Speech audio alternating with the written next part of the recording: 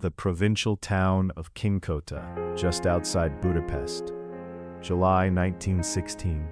A landlord prized the lid from a tall metal drum in the back garden of a house he had rented out 2 years earlier to a quiet tinsmith named Béla Kiss. Wartime fuel rationing has made every sealed container in Hungary suddenly valuable, and Kiss has been gone, conscripted into the Austro-Hungarian Army, sent to the Serbian front. The drums were his. There are 24 of them. The first drum holds the body of a young woman, sealed inside with strong alcohol, strangled with a length of cord. So does the second. So do the next 22. The Austro-Hungarian Army has already reported Béla Kiss dead, killed on the Serbian front, his body identified at a Hungarian field hospital months earlier. The case ought to close before it begins. A monster discovered after his own death is no longer a problem for the living. But the case does not close. Kiss was a tinsmith. He sealed the drums himself. He kept written records, matrimonial advertisements placed under another name in Budapest newspapers over 5 years.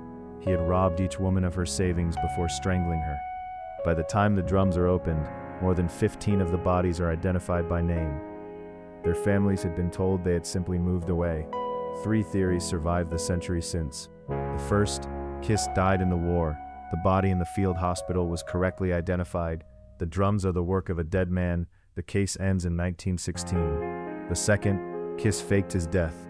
He swapped identification papers with a fellow soldier killed beside him on the Serbian front, took the dead man's name, and lived out the rest of the war as someone else, somewhere inside the Austro-Hungarian Army. The third, Kiss escaped beyond Europe. He survived the war, slipped past the border at the armistice, joined the French Foreign Legion in North Africa, and made his way eventually to America. 3 pieces of evidence. Evidence 1, the body. The corpse identified as Béla Kiss in the Hungarian field hospital had heavy typhoid scarring across the face.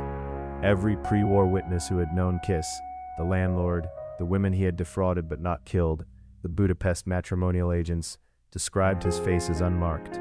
The body buried under his name was not his. Evidence 2, the Tunisian enlistment record. In 1920, in a French Foreign Legion outpost in Tunisia, a Hungarian-born recruit signed up under a German name. His age matched, his height matched. He deserted before investigators could reach him.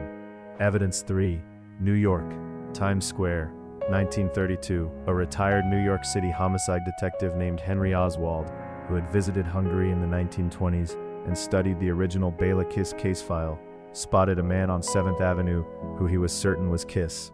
Oswald followed him into the subway. He lost him at the platform. 3 clues eliminate 2 theories. A body buried under Kiss's name that does not have Kiss's face is not Kiss. The first theory does not survive evidence 1. A Hungarian-born recruit enlisting under a German alias in a French outpost in Tunisia 4 years after the war is not a soldier living out his service inside the Austro-Hungarian Army. The second theory does not survive evidence 2. A man recognized on 7th Avenue in 1932 by an investigator who had read the case file is not a man who stayed in Europe. What most modern investigators accept, Béla Kiss survived the war. He swapped identification papers on the Serbian front in 1916 and reported the body of another man as his own.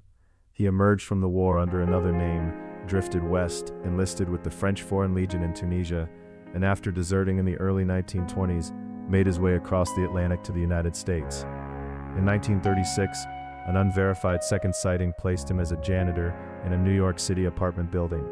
After that, the trail ends. The crime itself was solved. The 24 sealed drums were his. The women named in the matrimonial advertisements were the women inside them.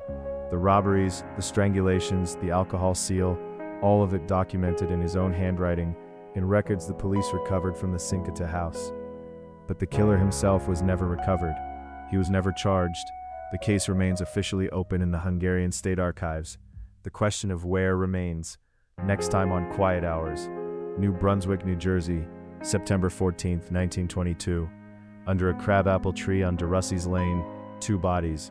The Episcopal minister Edward Hall, the choir singer Eleanor Mills, his straw hat over his face. Love letters scattered between them. The Hall Mills murders. Subscribe, for the case's history never solved.